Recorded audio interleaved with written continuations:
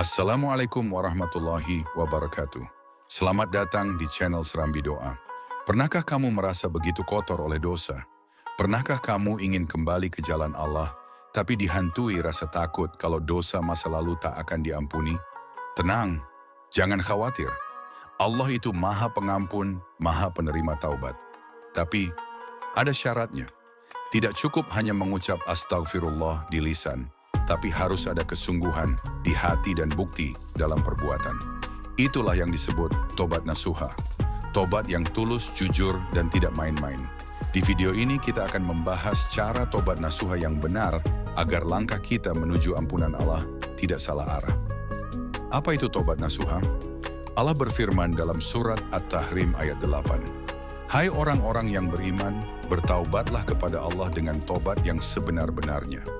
Tobat nasuha adalah tobat yang tulus, penuh kejujuran, dan disertai tekad untuk tidak mengulanginya lagi.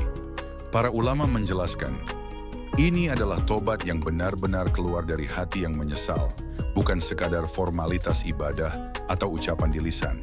Karena sejatinya, tobat bukan hanya berkata, "Ya Allah, ampuni aku," tapi diiringi perubahan nyata dalam hidup. Syarat tobat nasuha.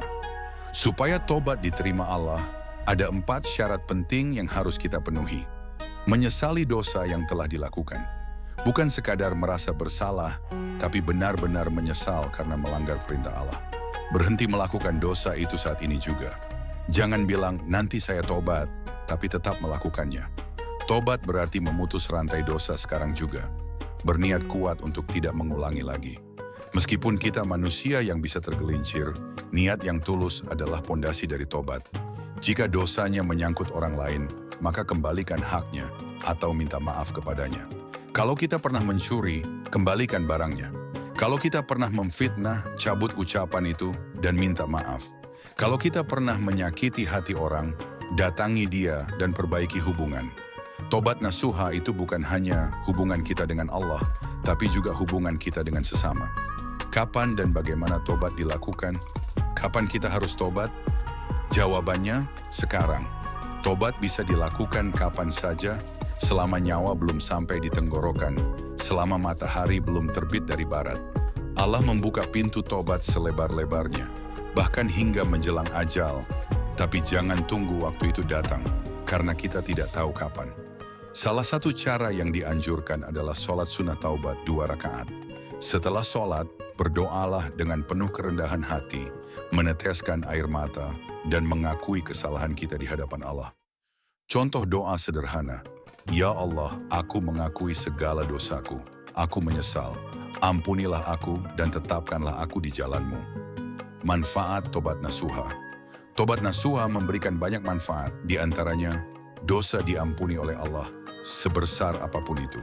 Hati menjadi tenang dan hidup terasa lebih berkah. Allah mengganti keburukan dengan kebaikan, sebagaimana firman-Nya dalam QS Al-Furqan ayat 70.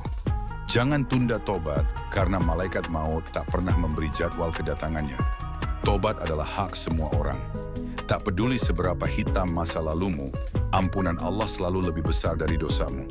Yang terpenting, tobat itu sungguh-sungguh, jujur, dan disertai perubahan nyata.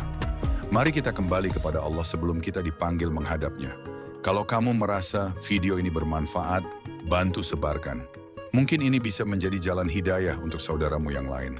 Jangan lupa like dan subscribe channel Serambi Doa untuk konten Islami yang menyentuh hati.